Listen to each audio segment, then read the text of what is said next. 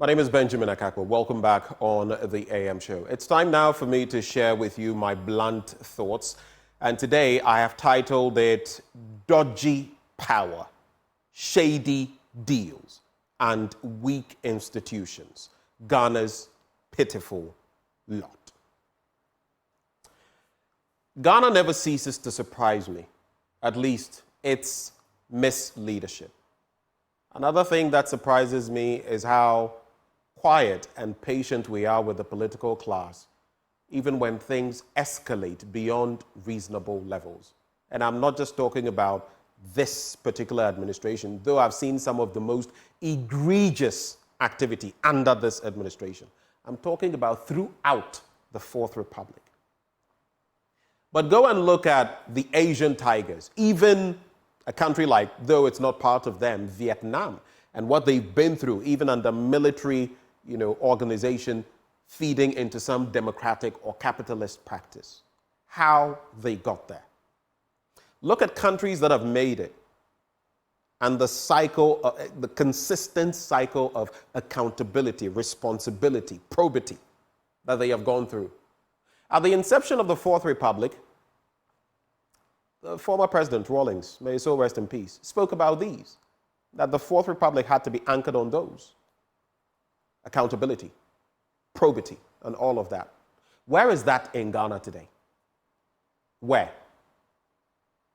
It's a pity, because when you go to private enterprise, it's bedeviled with corruption. When you go to the public enterprise, where you would expect better, even worse. It stinks to the high heavens. Things are not going well for our country because there is too much greed. And once there is too much greed, fewer and fewer will hold the levers of our economy and live well, while more and more of the masses live in penury, abject poverty.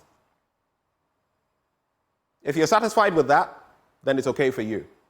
Maybe you're a foot soldier or communicator, and speaking and sending messages is what earns you your daily bread. I could pardon you for that. But how about the rest of us, sentient as we claim to be? It's not just about us. It's about the Ghana of tomorrow, because tomorrow will be built on today. What Ghana will your children and mine, your grandchildren and mine, your great-grandchildren and mine come to meet? Look at what Galamsey has done to us. Look at the havoc. The other day I was having a discussion with two of my colleagues. Back then, we could go to excursions and see the Ankobra, the Pra, and all of that. I guess it's only the Volta. Even some parts of it are suffering from despoliation. You can't take a child anywhere to go and look at any water body nowadays. They're practically all gone. But anyway, those are not what I'm going to be focusing on, not Galamsey or anything in between. I'm going to be talking about three institutions and how they reveal where we are as a country. The ECG, that's why I talk of dodgy power. SML-GRA, that's why I talk about shady deals unrepentantly. And weak institutions, where I'll talk about SNIT and everything in between.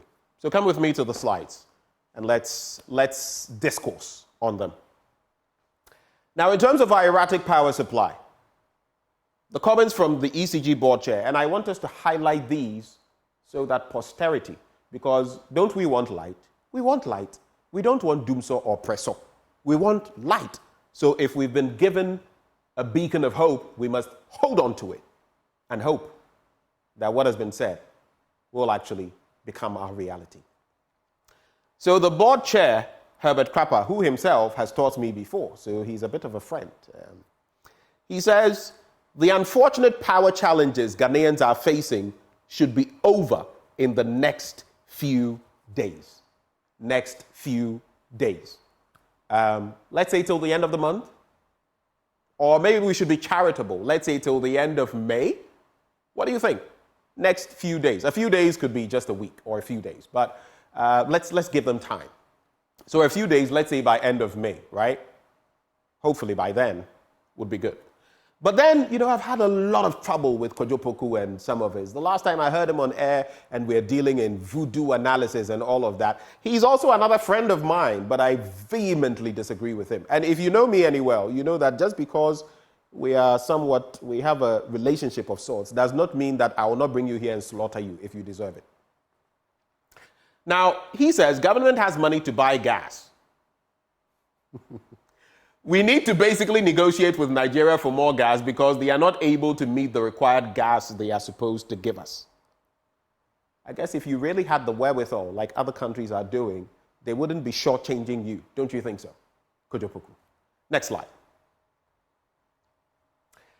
But how much do we need to fuel the power that we consume, the engines, the different, logistics? Electronic logistics, $1.15 billion. And if you consider how much we spent through corruption and all of that, you'd realize that if we did our homework well, this money would actually mean nothing to us as a country. But that's how much we need. And then the breakdown of the cost of fuel: natural gas, $1.1 billion, heavy fuel oil, $34 million, totaling the $1.15 billion I've spoken of. Next slide. But the total fee now, and that was just a potboiler. The focus there was ECG and the promise made by the board chair, Herbert Crapper. So let's hold him and this administration to it. No one wants to sleep in darkness. The heat, I suffer from a bit of hyperhidrosis. I can't deal with heat very well, unfortunately. So once you put me in the heat, I'm going to wake up with a bad temper and come and slice and dice you as though you were carrots, So give us light. Let our laptops work. Let us be able to cool down. Look at the weather nowadays. You want to keep me in the heat? What is wrong with these leaders? Anyway, so then I come to, please let's go back. Let's go back one slide. Then I come to the SML deal, right? And for the life of me, Ghana, we say we want to develop a la other countries. You can't do this in Japan. You can't do this in Singapore. You can't do this in Hong Kong. You can't do this in Sydney, Australia. You can't do this in the United States. You can't, Before you realize it, someone has, I'm not supporting this, but hacked your systems and got reports and they are out there. I'm not suggesting anyone do that, but why do we do this? What are we always afraid of? What are we hiding? Put the report out there. If you're man enough, if you're brave enough, if you're not hiding anything, put the report out there.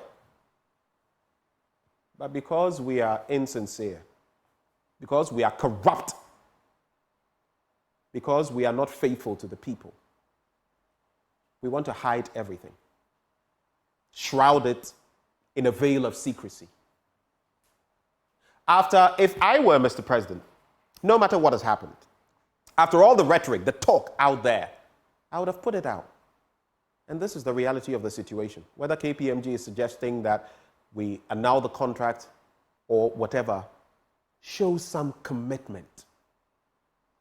We like touting we are fighting corruption. How have we fought it? How? Corruption has beaten us black and blue, and we're still taking a beating. God save us. Anyway, so the total fee paid to SML, $1.06 billion from 2018 to the date of the suspension, right? And no payments made for upstream petroleum. That's from the report. Next slide. Then, total fee to be paid to SML under the 2023 contract, mouth-watering.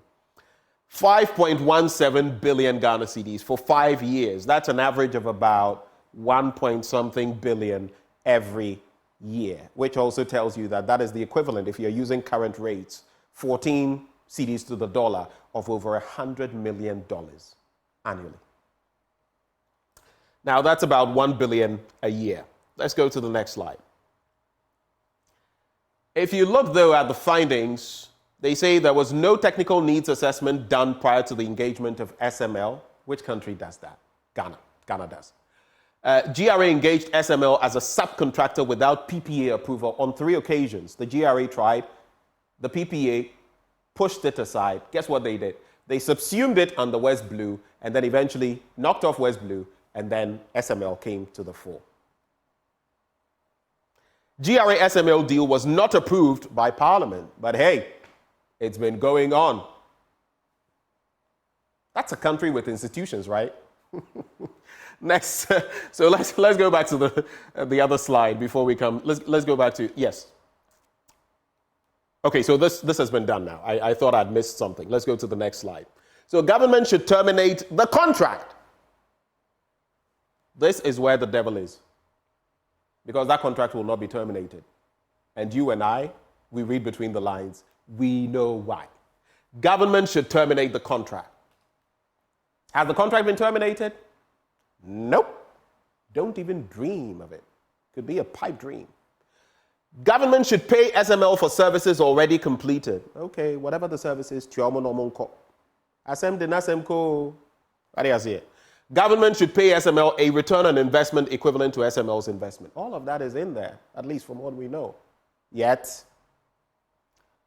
Now, the SML has refuted KPMG's findings. I mean, let's look at their side as well, to be fair, right? Let's have a global conversation.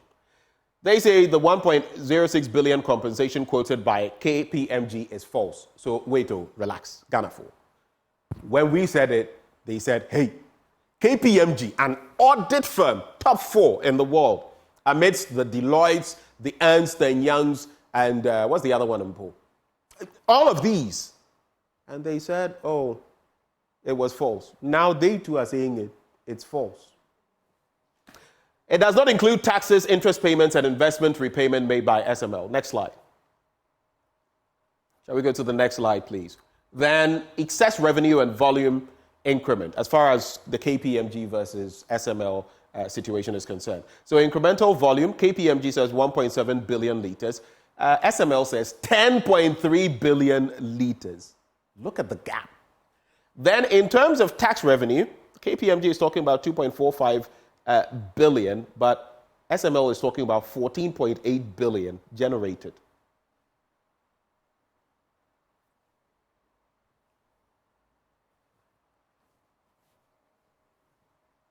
I had to use some sign language there because I can't think far. I can't think madness. But maybe you do. Now, as we wind down on that SML bit and then, wrap up with SNIT, Bright Simmons has posted, we insist on seeing the full KPMG report. We insist too, as media people. We want to see it. Fili gadochi. Yepesi na ye kind line by line. And I must say, and then we dispute their apparent claim that any increase in petroleum consumption in Ghana should be attributed to SML. I mean, that makes no sense to me.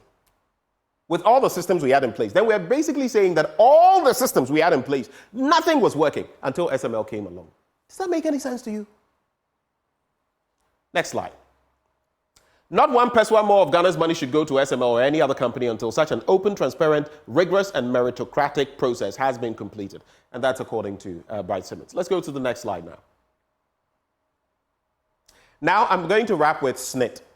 And recently we've got a lot of cause for worry from the ILO, among others. I mean, we've known that there have been shaky instances with SNIT, but now with such reports, they get us concerned. I have a friend who earns money in cedis, yes, but pegged to the dollar because of where she's worked and all of that. There are companies that give out contracts like that. I'm sure you're aware. And she's thinking now of not, her national security and all of that, doing it elsewhere and saving outside of Ghana. Do you know what that does to our economy? But it's because of where we are and weak systems, weak institutions. So, the ILO says SNIT is not financially sustainable has not been financially sustainable over the 75-year period covered by the projections in their report. And the why of it, next slide, we'll get into the why of it on some. It says SNIT's assets and future contributions. And mind you, the assets are crucial to whatever we who make payments monthly, yearly, will generate in the end. SNIT's assets and future contributions will not be sufficient to pay all future benefits and expenses over the period covered by the projections in that report. That is cause not just for worry, for alarm. Next slide. Now, government's indebtedness to SNIT also comes into the picture. As of December the 31st, 2021, the amount owed to SSNIT by government was 9.3 billion Ghana cedis.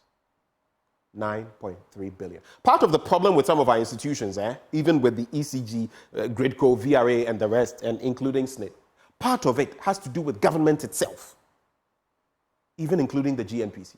Government itself, governance. And then government's share in there, 6.9 billion Ghana cedis, equaling 74%. We're winding down now. Now, the makeup of government's share, delay in payment of SSNIT contributions, and interest on unpaid contributions. Next slide. And this is going to be the final slide. Per the ILO's projections, starting in 2029, SSNIT's total income will no longer be sufficient to pay for annual expenditures. Starting in 2029, so that in 2029 people will know, oh, we said it here. SSNIT's total income will no longer be sufficient to pay for annual expenditures. Again, SSNIT's reserve will start to decrease and reach zero in 2036. Which is why God reveals to redeem, right? We're not saying it's gone bonkers, it's gone completely bust, kaput. But what can we do now to avert disaster come 2029, come 2036? If you know you have problems, you start dealing with the problems. You don't wait till the problems escalate. I am a very worried man when I contemplate Ghana today.